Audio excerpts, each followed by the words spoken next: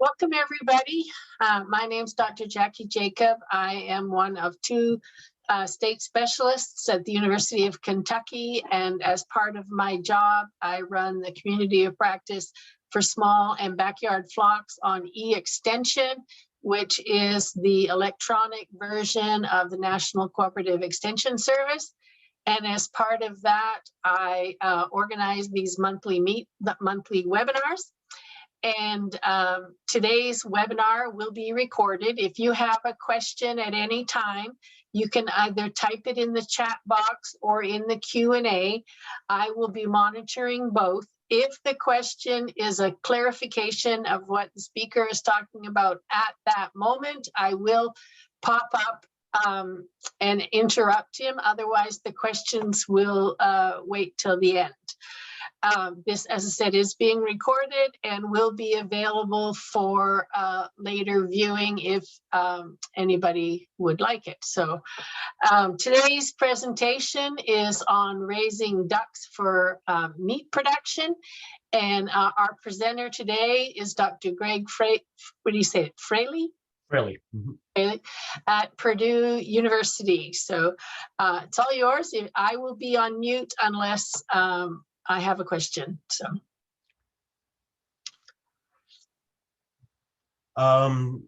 you need to enable me to allow screen sharing. Oh, okay. There we go.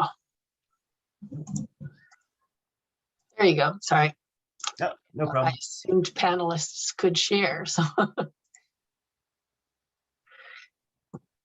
okay. Right, well, I want to thank you for inviting me to talk.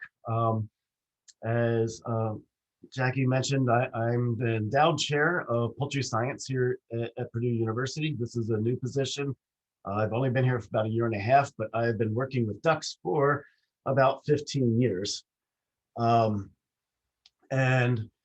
I do it primarily because I love ducks. My wife and I are absolutely avid and passionate birders, and waterfowl are our favorite.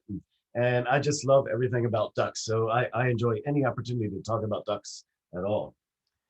So if you're thinking about ducks or rethinking about raising ducks as sort of a backyard or small operation, the first thing you need to ask yourself is, why do you want to raise ducks? Okay, and there are several reasons. As was already mentioned, there are egg ducks. I'm not going to talk about them today. That would be another whole talk. And of course, meat ducks is what I will also be talking about today. However, I've learned there are a lot of other reasons why people like to have ducks. You will read on the internet a lot that people will raise them for pest control. Well, ducks do eat insects and grubs, and that's for sure. But I wouldn't really rely on them to eliminate your mosquito problem.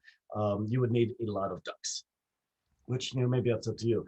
Also, a lot of people like them because they're absolutely some of the coolest creatures on the planet. They come in all kinds of colors and shapes, and just absolutely extraordinary, whether you're looking down here at the American wood duck or the mandarin duck, just and everything in between. They're just absolutely some of the most beautiful animals, and they're just cute as hell.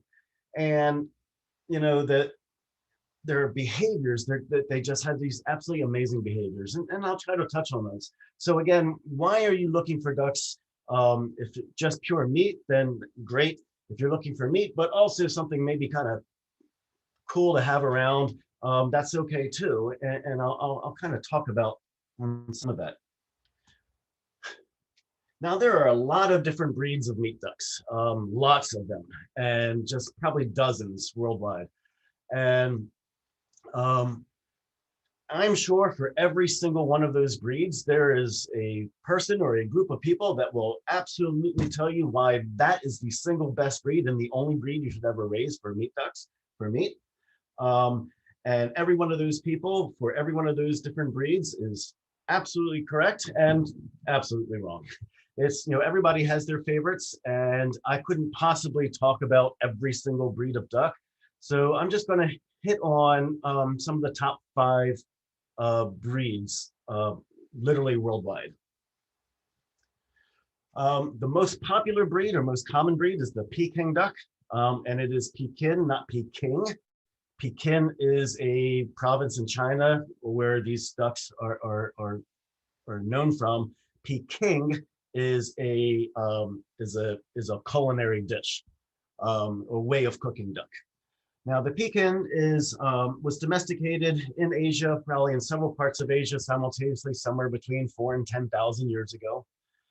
They are the most common birds on meat ducks on the planet. Most Pekin ducks will have a market weight of about 7 pounds, 6 to 7 pounds. There is something called a jumbo Pekin, which can get up to 11 to 12 pounds. I'm not sure why anybody would want that. More is not necessarily better. Peking ducks are known for their subcutaneous fat. That's the fat underneath of their skin, which is very important for flavor profiles, but can have some downsides that I'll talk about later on as well. The second, the Pekin ducks, these are also fairly docile. They usually have a fairly low aggressive levels. They're very nice and gentle to be around and just fairly docile. The second most common duck are called Muscovy ducks. And the Peking duck is a domesticated mallard. Musky ducks were domesticated between 1,000 and 2,000 years ago by the Native Americans, both north and south. They are domesticated Muscovy ducks. So Muscovy is the name of the wild duck as well as the domesticated partner. They tend to have less subcutaneous fat or fat underneath of the skin, which some people prefer because that makes for a little somewhat less of a potentially greasy food or oily meat. They are extremely aggressive, however, so that is something you need to be wary about. So if you have a Muscovy duck, a flock of Muscovy ducks, you need to be very concerned about the density, how many ducks you have in a certain amount of space, because they are highly aggressive towards each other. The people say that they don't quack. They do. It's just their voices. They just have a very quiet kind of sound instead of that quintessential quack, quack, quack sound. The third most common type of duck. Sorry. And I'm putting little boy symbols on some of these ducks because one way, regardless, in Peking ducks, they're all white. You can always tell boy ducks from girl ducks, no matter what breed or species it is, because the boys always have this little curlicue on their tail. So the third most common type of meat duck is called a mule duck. That is a cross between the Peking and Muscovy. They tend to be a little bit, they're less aggressive than the Muscovies, but a little bit more aggressive than the Pekins.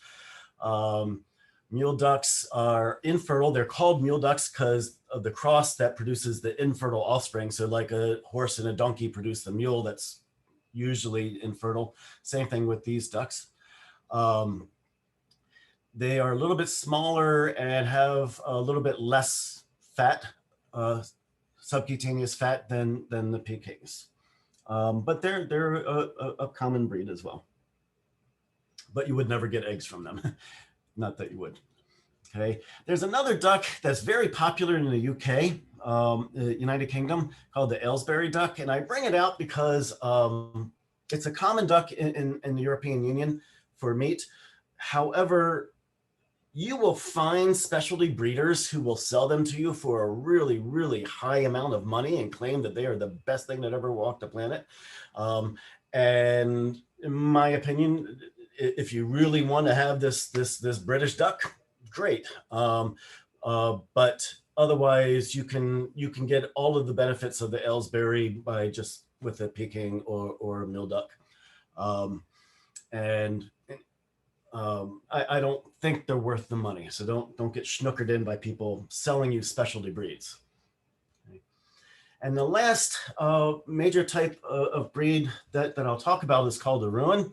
The Rouen is domesticated, again, another domesticated mallard, and it's a French breed. The Rouens are, they look just like mallards. When they escape, they are frequently mistaken for mallards. I've seen them in the wild. My wife and I, when we've been out birding, and you can, the only way you can tell them from a mallard is if they happen to be standing next to one, because they are quite a bit bigger than the wild mallard. And you know, a major difference among these major 5 different breeds is how long they take to hit to market weight. Pekings can be as short as 28 days. Others can take up to 7 to 8 weeks. And one thing I would encourage you is don't think fast is better. Let them grow slowly. And I'll talk about this a couple times here. You know, in industry, we can push the ducks to hit market weight by 28 to 30 days, 32 days, but there's no reason that really has to happen. And that has the potential to lead to some other issues down the line, some issues with lameness and all that, and bone problems. So as you're thinking about raising ducks at home, please don't think that faster is better. And overall, you know, as I said, starting off, there are just dozens of different strains of meat ducks. And you just need to decide what you want. You know, do you want just a standard Peking duck, or do you want this Peking duck with the big foofy head, you know, foofy feathers on its head? You can get others you can get muscovies that have these really curly Q feathers that just, you know, look really cool to a lot of people. To me, it looks like a bird that's sick and not preening. But you can get all kinds of fanciness. And if that's what you're looking for, great.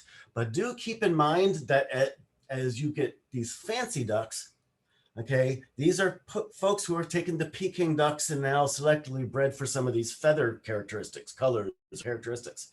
And when you're doing that, you're selecting away from the meat. So if you get the fancier ducks, you will drop down probably in amount of meat, and you could likely also drop or move away from some of the meat quality. And also some of the more fancier breeds can also mean they're less robust. And by that, I mean a little bit more susceptible to disease, a little bit more susceptible to environmental changes, like if it gets really hot or cold. So just keep that in mind. If that's what you're looking for, great. But keep in mind, you may distract from other characteristics. Before you purchase your ducks, something that's really, really important for you to determine is, first, if you're not going to slaughter the ducks yourself. If you're going to do it yourself, great.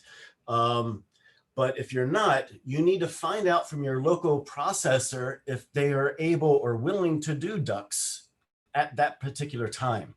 Don't assume that every processor will do ducks whenever you're ready to do them.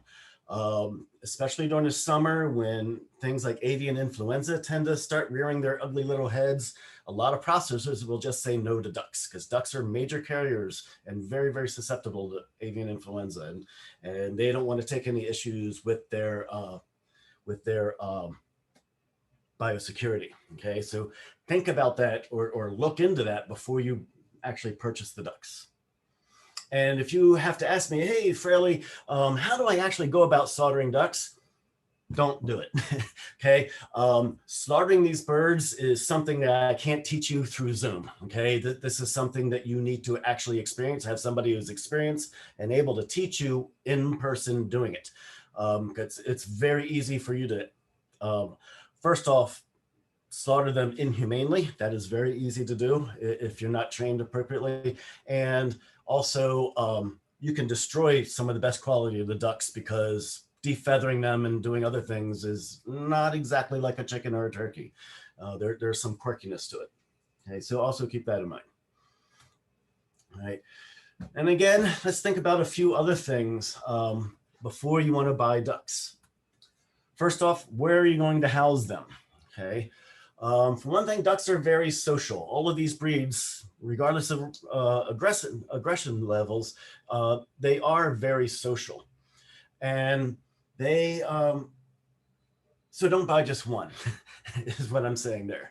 Okay. They also need space. Now, exactly how much space is going to depend upon which breed you have and how old they are. As a very, very general rule of thumb, you can say that the baby ducklings during the first week to 10 days need about 1 square foot per duck during that first week, and then 3 to 5 square feet per duck after that. And so 3 maybe at the second week, and by the 5th, 6th weeks, they need the 5 square feet.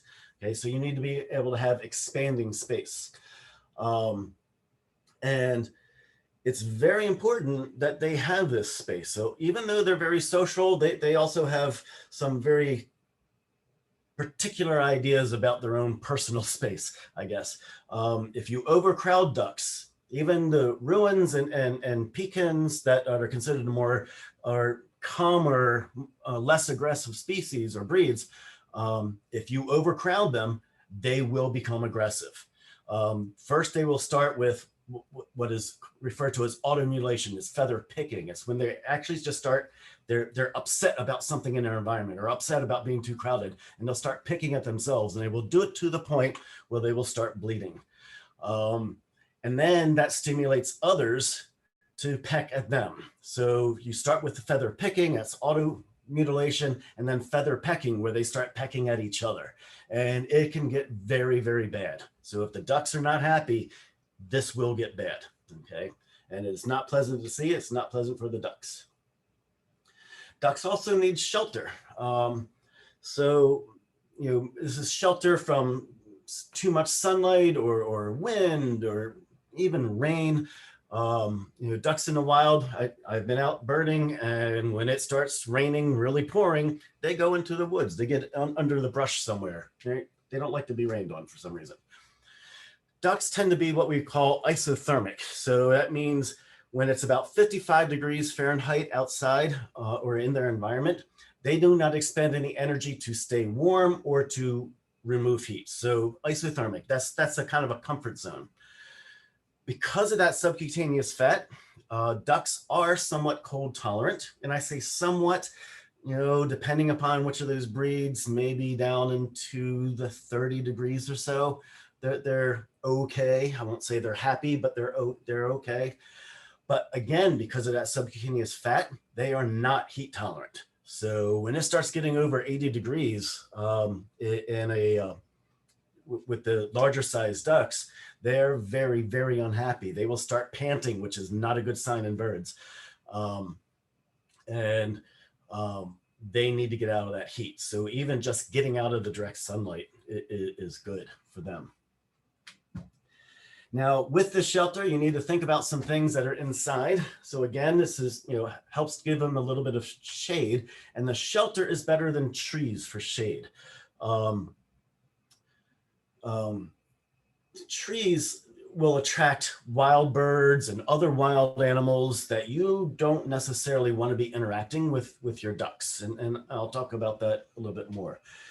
Same thing if you're going to give them some feed.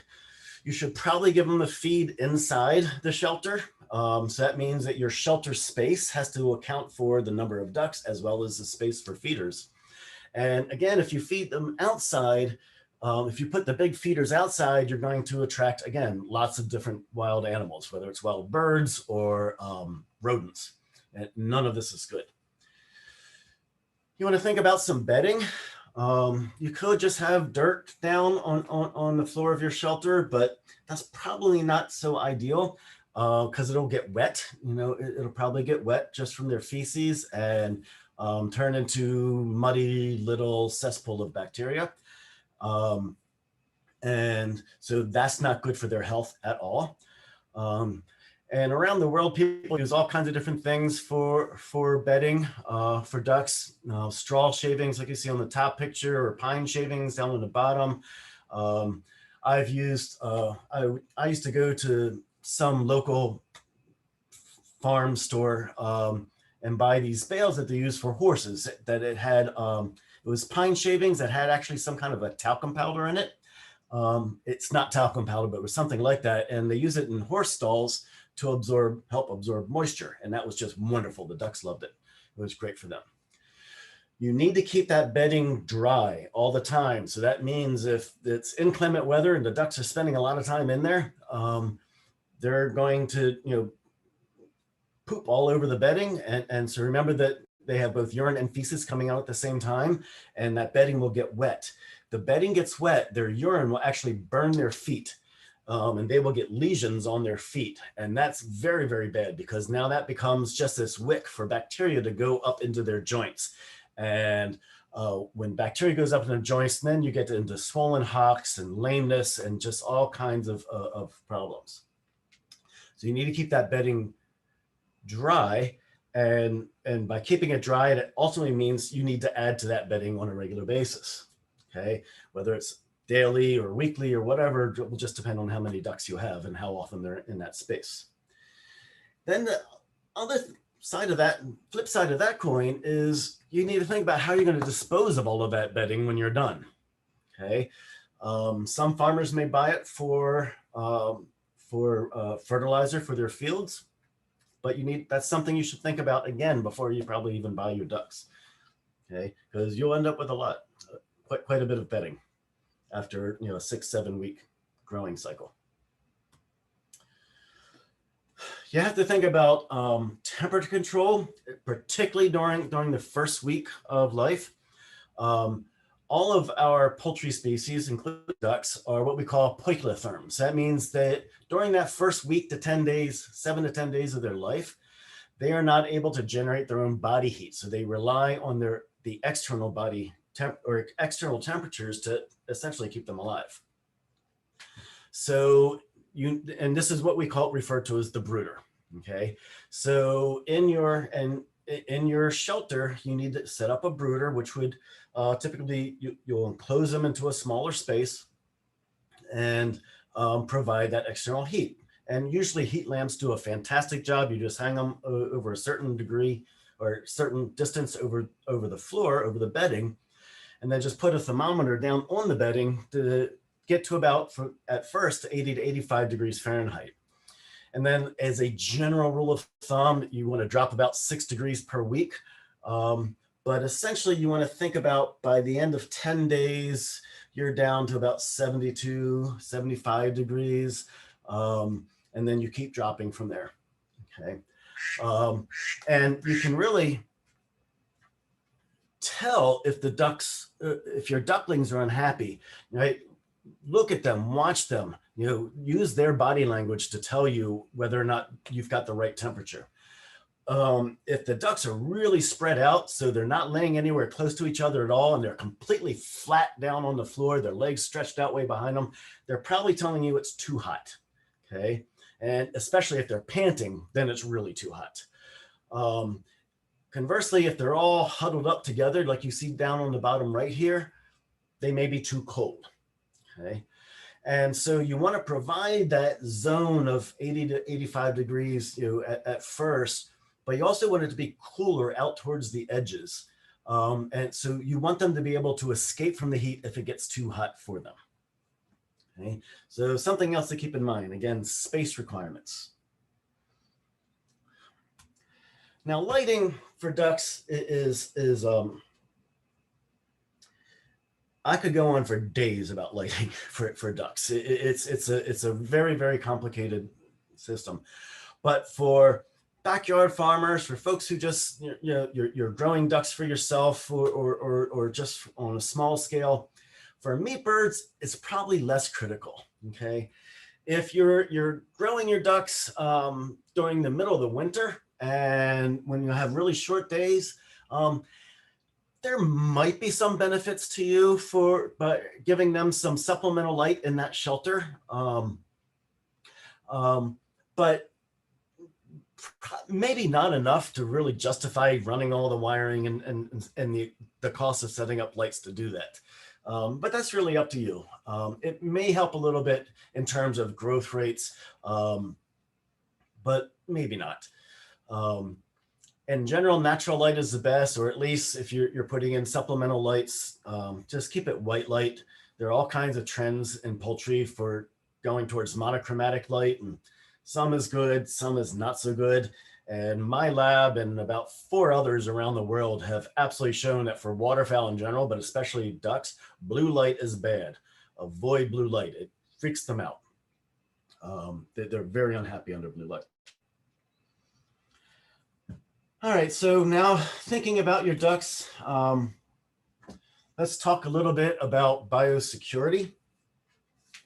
Okay, now biosecurity in the duck industry is a really big deal. And we're talking about having foot baths and people have to shower in before they walk into some duck facilities, or at least put these coveralls on and masks and gloves. Excuse me. I'm not talking about that at all. But you need to think about biosecurity because you don't want to bring diseases into your birds. And you certainly, if you are in a state that has lots of poultry industry farms, you don't want to spread diseases from your birds to somebody else, to one of their facilities. Okay, but let's think about some concepts of biosecurity. One thing you need to be aware of is avian influenza.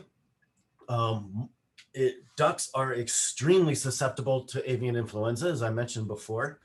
And wild waterfowl especially are carriers, right? They bring it in. And other wild birds, like some sparrows, are thought to also be carriers. And you'll really need to think about that because if you've got a pasture or a large yard with a bunch of ducks, it's going to attract other ducks. It will most likely attract other ducks, especially if you've got the feed outside. So that's something to consider, okay? You also really need to take care of rodent control. The rodents will bring into the ducks, normally things like salmonella and E. coli are not issues with ducks quite to the level they are with chickens and turkeys. But if you give it to them, it will become a problem. And you give it to them by allowing rodents to run through the barn, okay? And if you're growing ducks, say no to the pigs, okay? Our annual flu shots to avoid yet another pandemic that we all take every fall. That virus evolves or develops every single year because of interactions between people, ducks, and pigs. Okay, and it's a complicated little life cycle before it goes pandemic around the world, but none of us want to have our brand new all-American strain of influenza virus, okay, that people need to now get vaccinated against. So just say no to the pigs if you're raising ducks. Now, vaccinations for meat ducks is a conversation you need to have with either your local extensionists or your veterinarians, okay? If you have a veterinarian who's experienced with ducks, great. That person is going to be a valuable resource for you for every single moment of your growing cycle. And there are lots of different possible vaccines to give to ducks. However, it may be possible that you don't need them at all. Or it may be possible you only maybe want one. It's going to totally depend on where in the country or even where within your state you're going to live. And the only person who can really tell you that is your veterinarian if they're experienced with ducks. If they're not, contact your local extensionist because they will know that the answer to that as well. And even if they don't, they will know the veterinarians who are experienced with ducks. Okay, so your veterinarians and extensionists are your best friends. Okay, so take advantage of that valuable resource. And there's a single most important disease prevention consideration that everybody needs to take to heart. Do not kiss your ducks, okay? It is okay for ducks to kiss each other. It is not okay for you to kiss your ducks. It is not okay for your children to kiss their ducks. Don't let your grandchildren snuggle up with the ducks and kiss them, okay? They will catch diseases. This guy in the picture here, he's going to spend the next 2 weeks on the toilet. Don't do it, okay? Another very important aspect of biosecurity that you all need to consider are predators, okay? And we all think about the typical things like coyotes and fox, raccoons, but there are other things that people tend to forget about, like snakes. I saw one of you are from Florida. You got some really big snakes down there. So they could probably eat even a full-size meat duck. Weasels are just, a single weasel can get in and wipe out your entire flock. Okay. And ferrets, if you live in a part of the country where there are wild ferrets, snapping turtles. I have watched snapping turtles decimate ducklings on a pond. Okay, they'll just come up from under them. It's like a scene out of Jaws, and they just come out and just swallow a whole duckling. And also, don't forget your neighborhood cats and dogs. Okay, these are going to be a problem. And this is not it. There are more serious predators to our ducks that are housed outside, and that's their fellow birds. Okay, it's up here on the top left, it's a red-tailed hawk. They will take out adult-sized ducks. Same thing with our owls, or full-size owls. Like this is not a snowy owl, but common in the United States would be a snowy owl or a barn owl. They will take out ducks.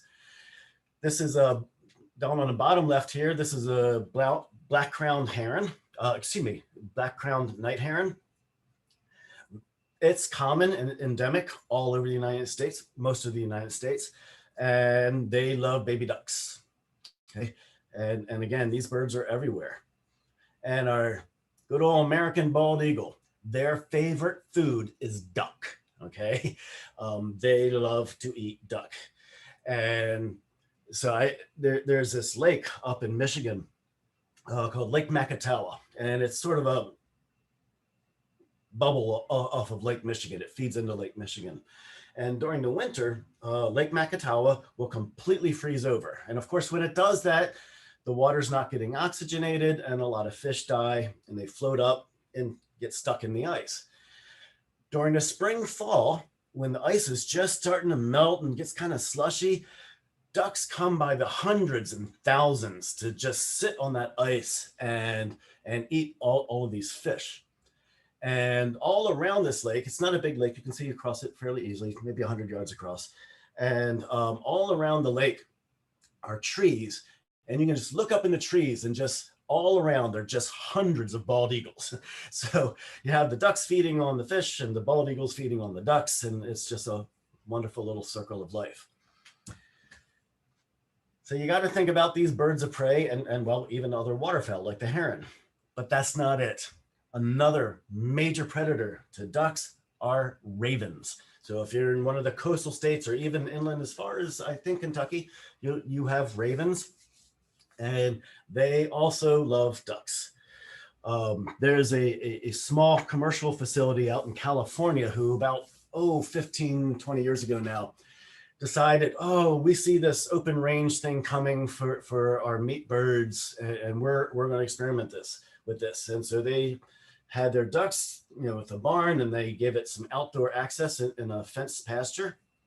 And they started off with just like 300 or 400 ducklings out on pasture, and gave them access to the pasture after about 10 days, and 7 to 10 days. And everything was great, and came in one morning and every single one of them was gone. I mean, and I don't mean slaughtered with the signs of carnage all over the pasture. I mean, they were gone. And they're like, what in the world could have done that? And right, they go around looking at their fence and seeing, if some coyotes got in or something, and couldn't find anything. So they did it again. And same thing happened. Within 2 weeks, every single duck disappeared. And then finally they did it a third time. And this time they did what they should have done perhaps earlier, the second time, but they camped out and just waited to see what came along. And they told me that it was just this absolutely amazing, that as soon as the sun came up, coming over the mountains, was just this incredible black cloud of ravens. And the ravens just landed in the field, killed all the ducklings, all the ducks, and flew off with them. So again, you have to think about these predators, okay? Now, most of us can avoid it. Most places can, but you need to have a good fence. You need to have a good fence, and you need to have a shelter where the birds can get away from these predators. All right. Another housing consideration is water. And again, this is even worse. This is more controversial than even lighting. This is very, very complicated. And to best understand the water consideration, we need to better understand our ducts, okay? All right, ducts are referred to, our meat ducts, our poultry ducts are referred to, well, most ducts are referred to as dabblers, okay? And everybody, I even see scientists doing this, saying, oh, these ducks are dabbling. No, they're not, okay? These are swans, they're not dabbling. Dabbling is the way this group of ducks eats, okay? So they have, if you ever see their bills, they have these little ridges all through their bills and these little filter-like things that are coming down, almost look like teeth if you're looking at them close up. They're not teeth. And so the ducks with their tongue, they just take a whole big bite of wherever their food is. So they'll take grass, sand, mud, water, whatever it is, and their tongues manipulate the food versus non-food. So the food goes down their throat, goes down their esophagus, and the non-food gets pushed out through their bills, out the sides of their bills, okay? And they do that smacking their bills and kind of moving their heads back and forth, and that is dabbling, okay? So these ducks down here, they're probably dabbling while they're all butt up like this, but the butt up posture is not dabbling. So just a little bit of, and a lot of people think that in order for ducks to eat, in order for them to dabble, they have to be on water. And that is just patently wrong. Absolutely not. Ducks can dabble on land just fine, and they do all the time. Wild ducks, domestic ducks, doesn't matter, okay? All right, they will pick up their feed. They'll filter their feed through grass or hay or mud or sand, okay? Dabbling is just the method that they eat. It has nothing to do with where they are. And in reality, ducks utilize water mostly to get away from predators, okay? And so the dabbling ducks, there's another type of duck called the diving ducks. That's their mergansers and other things. They use water for a totally different reason. That is their food. That is where their food is. Ducks, not so much. Ducks love bugs and snails. Oh, snails are like their best treat ever. So it begs the question, if ducks who are being farmed, okay, or being raised at home, do they need an open water source? Okay, and this is a big question. It's extremely controversial among scientists and others. All right, so if you have a home with a natural pond, that's wonderful, okay? This pond is this entire ecosystem. This pond is full of all kinds of little tiny snakes and lizards and packed full of bacteria. It has its own microbiome, you know, a word we hear in the news all the time about probiotics. It's affecting your microbiome. Well, this pond has its own microbiome.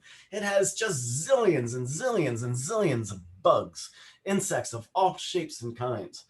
And all of these critters at one level or another are taking all the duck's poop and processing it into something that is beneficial for this pond, okay? It's a whole ecosystem. So they can totally handle this pond, given how many ducks, you know, again, keeping into consideration the number of ducks, it can absolutely handle the environmental needs that the ducks produce, okay? But even with this natural pond, keep in mind, we still have a really good fence surrounding it because we don't want coyotes, fox, dogs, cats, or anything else getting in here. This farmer actually has a fence that goes through this pond. The pond's a lot bigger than you see in the picture here to try to keep the snapping turtles out and other potential water-bound predators, okay? Now, most of us do not have natural ponds in our backyard. So you can think about these artificial ponds, and you can go to Lowe's and buy something like this, or you know, anywhere and get a kiddie pool and use it. But I want you to look at this water. Okay, this water is filthy. Okay, these ducks, when they're pooping into the water and they're dropping their food into the water, and it's warm out, you know, a typical summer day and it's in the 90s, you are creating the perfect growing environment for bacteria, the bacteria that's coming out of the ducts, as well as all of the bacteria that's in the environment. So you got to think about this.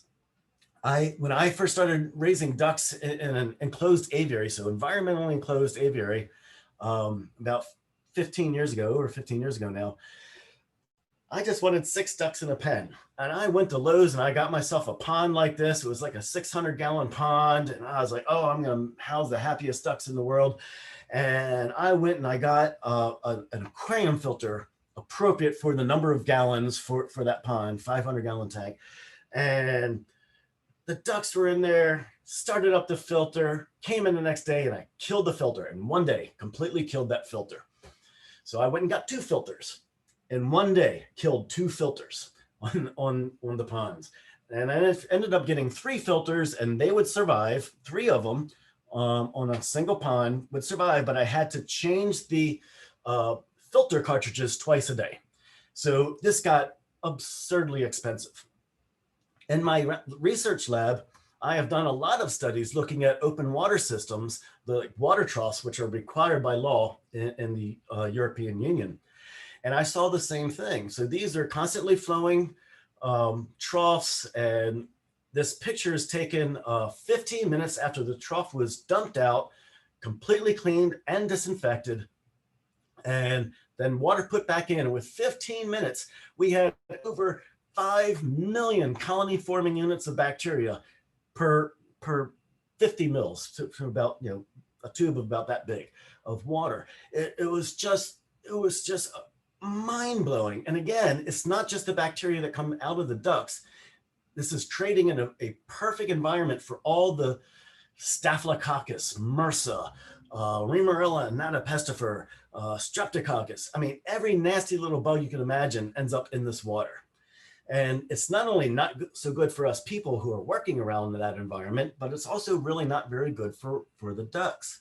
And if you look at ducks that are housed with dirty water, then you start seeing these crusty and drippy eyes. Okay, this is a duck with disease. Lesions because they're staying wet all the time, or they're getting feces into their feathers, okay, and all of these different lesions. A real common problem with backyard ducks. Now, I admit this is a goose, but this is the best picture I could find of it.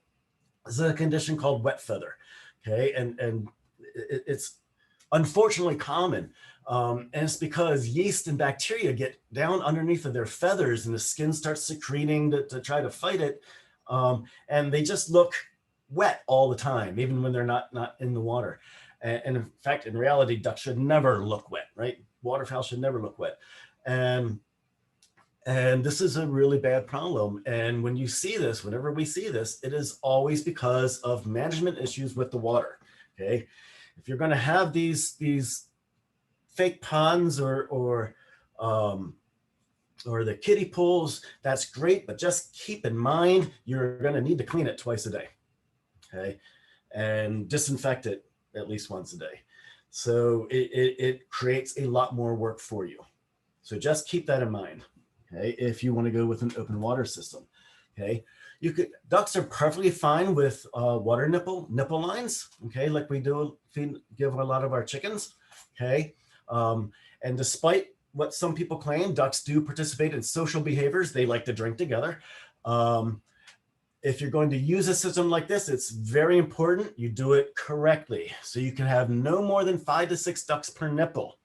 There needs to be a flow rate of about 2 fluid ounces per minute, because you have to keep in mind that ducks drink at least 5 times as much water as chickens. And yes, they are capable of preening. They fill up their mouths with the water from the nipple, and then they go and clean and clean themselves, right? So this is a barn of about 15,000 meat ducks, and they are just perfectly clean. Okay. And if you use the nipple lines, you want to keep in mind, nipple height for the adult ducks and the youngins. Okay. So just in summary, Do ducks want open water? Of course they do. Is it necessarily the best thing for them? Yes, it can be.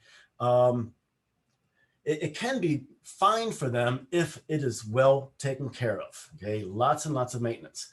Other than nipple lines, you can also use these cup drinkers or even bell drinkers. But if you use something like a cup or bell, keep it up off the floor, either hanging from a chain or just up on some cinder blocks, given a duck's age, just so that they are less inclined to dive into it. Because if they can poop in it, they will.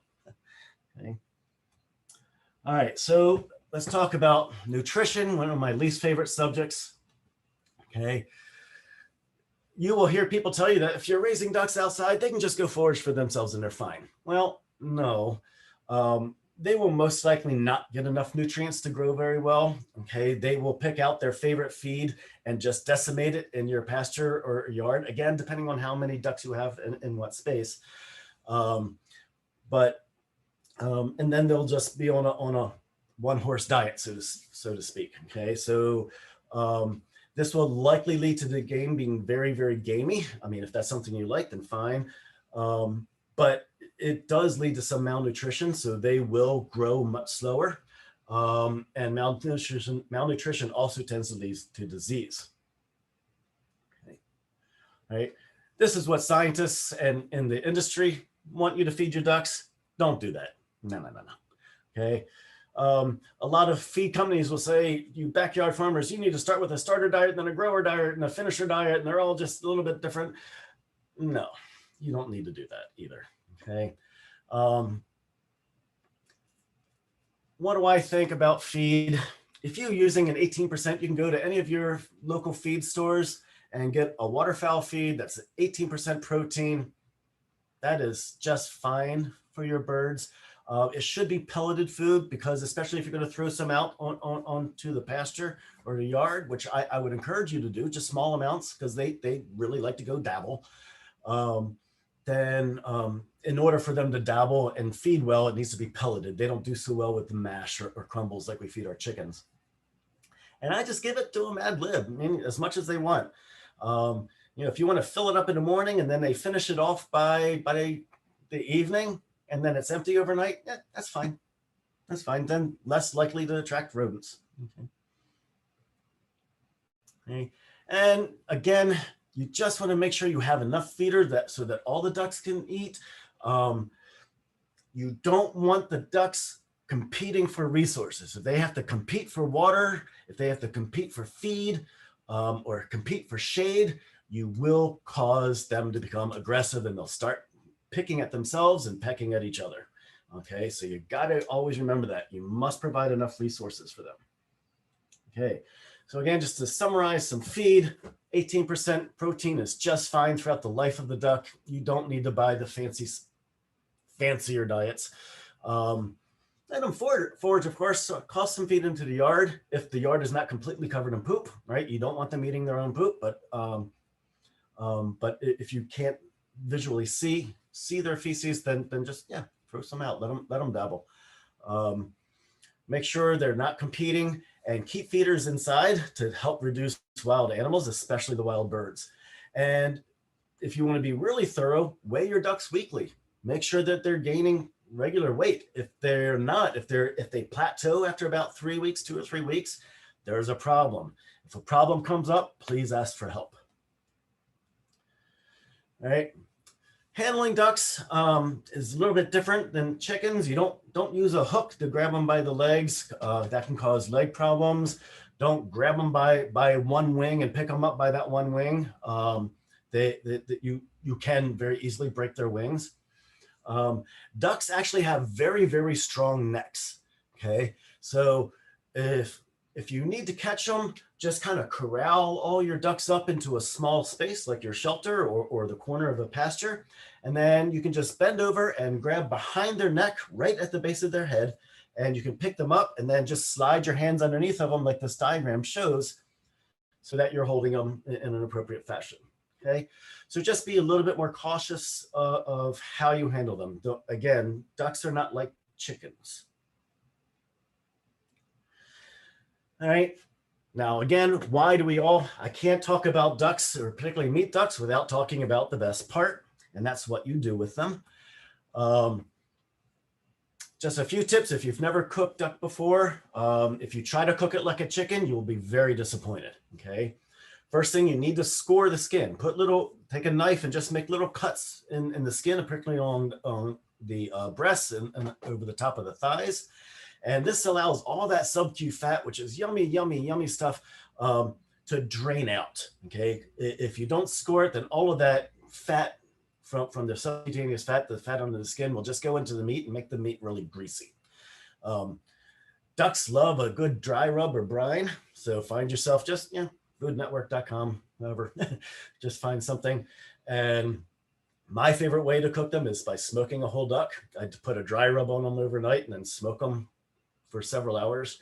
And just, everybody thinks about, oh, you need to make Peking duck. No, you don't. Find something else. I love making chili. And if you're making jambalaya or gumbo with chicken, stop it. Stop that now. Okay. Get yourself some duck. Either grow them yourselves or go to the store, get some duck. You will be amazed at the difference in the Cajun cooking if you actually use what was it originally intended, the duck. Okay. And we have to have some pictures, quesadillas. Oh, just yummy. Biscuits, duck biscuits and gravy is, I just want some now. And again, some of my favorites. All right. So to wrap up here, you want to think about certain things, okay? Think about the housing system before you buy the ducks. You need to be able to develop a brooder to keep them warm and in an enclosed space, but still allowing them to get away from the heat. You need to decide if you're going to do open water or not. They need shelter not only from heat, but from predators, and they need to have a sufficient space for everything, all of their resources, so that they are not competing. Vaccinate, consult your veterinarian or extensionist to find out what is appropriate. If they think it's appropriate, they need to vaccinate for avian influenza, please do it. Please do it. It's best for the ducks, it's best for you, and it's best for all your neighbor, potentially, okay? Feed, don't try to formulate your own diet. Don't be in a hurry, all right? It's not worth you accelerating buying this hugely expensive, super high protein diet so you can have them hit market weight by 35 days instead of 45 days, right? You speed them up like that, you're likely to get some lameness or some other health issues. Don't be in a hurry. Take your time. Slower growing will pay off for your health and ultimately the flavor of the ducks. You don't want to stress out ducks. Stress does horrible things. And the hormones that our bodies effect to deal with stress. We have these hormones called cortisol, corticosterone that we secrete in order to deal with stress. Those hormones make meat taste horrible. Okay, keep your ducks happy. A happy duck is a great duck. Okay. All you can do, I looked it up last night, and I can find 50-pound bags of absolutely adequate, excellent waterfowl feed, pelleted, for about $15 to $17 for a 50-pound bag. Look around, you can find it. You don't need the high specialty diets. Okay. 3 most important considerations when you're raising ducks are management, management, management. When things go wrong, don't point fingers.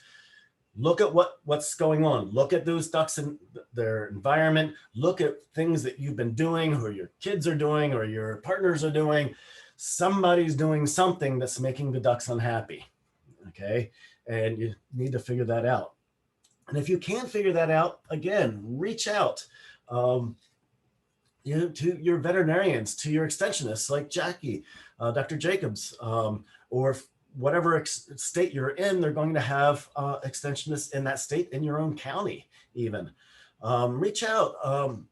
The veterinarians and the AVMA, American Veterinary Medical Association, I'm actually Poultry Science Association's liaison to the AVMA, so I work with veterinarians all the time, and there's a lot of just absolutely fantastic veterinarians. They're always a part of my research to help make everything better. So, and here's my email address. If you have questions about ducks, by all means, drop me an email. If I don't answer you within 24 hours, send it again. Okay, it just got lost in the massive amount of emails, but I will answer you, I promise you. So when in doubt, reach out. All right, so that was a whole lot of information in a relatively small amount of time. And these, I just wanted to point out, these are my lab members, graduate students, a technician, and an undergraduate working in my lab. And thank you so much for taking the time to listen. And if you have any questions, I'd be happy to answer them. All right, thank you very much. That was a great presentation. We had one question so far. What is the duck's normal body temperature? Their internal body temperature will be about 102, 103 degrees. So it's a little bit lower than chickens. Yeah. Chickens are like 106, so. Yeah, a little bit. I would suggest if folks are asking because you want to take a rectal thermometer, I would suggest you avoid that. The ducks will physically, they will have signs of being sick before you can actually necessarily see it temperature wise, because that cloaca has 3 different orifices for the reproductive tract, the colon, and as well as the urinary tract. And if you accidentally enter the wrong place, you could actually just damage them. So look at the external signs. You know, some things like preening, right? They should always look clean and pretty and these perfect dry feathers. If they're starting to look ruffled and discoloration or a little bit of bloodiness on their feathers, then that's a behavioral sign that that they're not feeling well. She was asking the question mainly for FFA and 4-H kids to be able to answer that question in the showmanship contest. Okay. If you ever get asked. Okay, I'm not seeing any other questions, and our time's just about up. In the chat box, I had put in our website. We also have a YouTube channel, which has all our past webinars. We have upcoming webinars. Next webinar is going to be on whether or not to vaccinate backyard flocks. Should be very interesting. And we have a number of them. We also take suggestions for webinars. So if you haven't seen a recording of or an upcoming webinar for something you want to hear about, feel free to email me and let me know. So thank you very much, Greg. That was a great presentation. I learned a lot, especially how much you like ducks. Yeah, I get excited when I talk about them. Well, thank you very much. I really appreciate the invitation and happy to do this anytime. Okay, well, I'll keep you in mind for anything else we come up with. So, okay, great. Everybody have a good day, and hopefully we'll see some of you next month for the vaccinate or not. So everybody have a good day. Thanks, Greg. All right, thank you.